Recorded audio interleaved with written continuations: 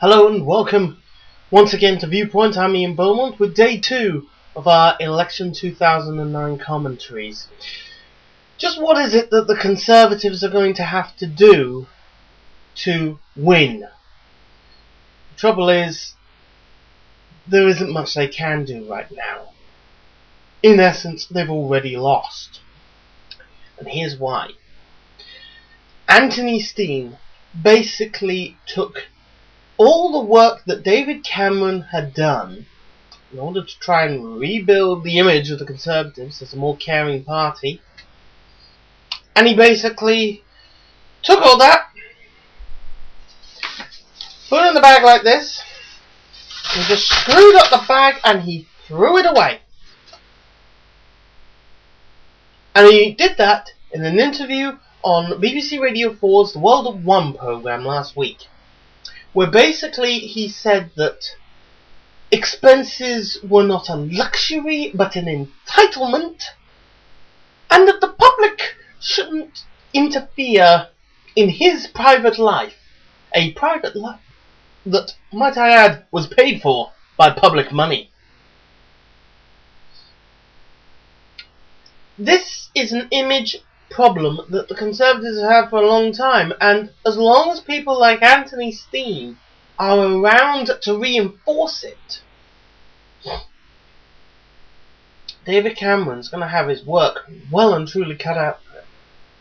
Remember, the Conservatives are not the only party in this election. There's about 20 others at least across the country, in European and in local elections.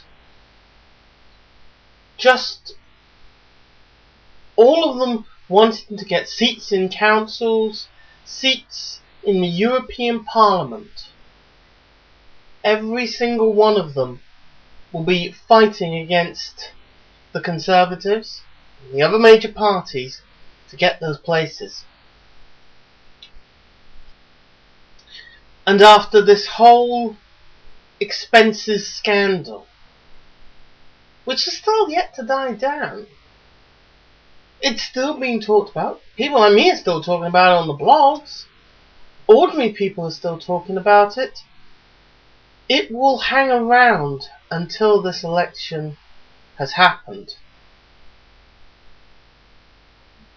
And there is very little that the Conservatives can really do to undo the damage that one person's actions have done. And that's what makes David Cameron's position so difficult.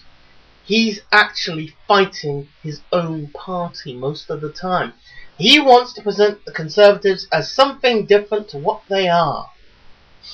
He wants to take this party that was basically all about taking care of the big guys, big corporations, the rich people, looking after them and not giving a damn about the little guy, and turn it into a caring party. And unfortunately, it's not going to happen in a hurry. He seems to think that he can turn it all around for the next general election. He even seemed to think that if there were a general election now, he could win it. Otherwise, why would he ask for one? The trouble is, at the moment, he can't win it. Nobody can. And the trouble is, I don't think anybody will win it, even if it happens in 12 months' time, like it has to. By May 2010, the election has to happen. That's in our laws. You know, there is no way it cannot happen. And Cameron, David Cameron, I'm telling you this right now, you have got a hell of a lot of work to do if you're to convince people like me, voters like me, because I am unconvinced by everything you've done so far, especially when your party seems to keep kicking you in the teeth every time. That's Viewpoint.